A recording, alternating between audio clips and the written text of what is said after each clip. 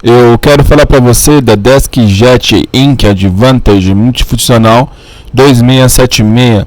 O código dela é o Y5Z00A HP. Gente, eu achei esse modelo um espetáculo. Uma que ela tem um valor bem acessível, isso me agradou demais. Inclusive eu fiz uma pesquisa de preço para tentar encontrar o preço mais baratinho dela. Tô deixando aí o link aqui no primeiro link da descrição, né?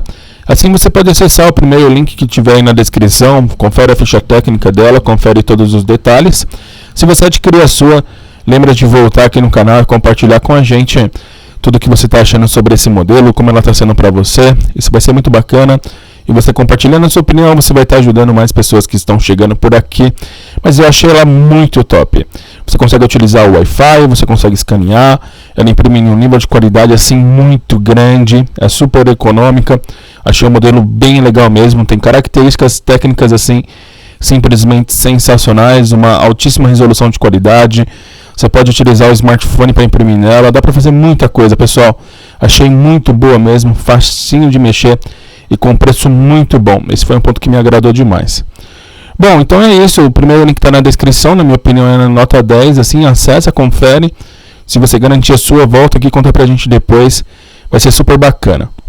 Bom, se você gostou desse vídeo, deixa seu like. Aproveita para se inscrever aqui no canal. Ativa o sininho para você poder receber notificação sempre que sair vídeo novo. E compartilha também esse vídeo aqui nas suas redes sociais. Manda para um amigo, manda para uma amiga. Compartilha no grupo do WhatsApp da sua família, do seu trabalho, dos seus amigos. Quem sabe você não ganha um modelo de impressora dessa de presente de alguém que gosta muito de você. Sempre que você compartilha, sempre que você divulga um vídeo do canal, você ajuda o canal a crescer e eu agradeço muito a parceria de vocês, pessoal. Muito obrigado mesmo. Bom, é isso. O primeiro link está aqui na descrição. Acessa, confere a ficha técnica, garante todas as informações, todos os detalhes. Se você garantir a sua, volta e conta pra gente, tá bom?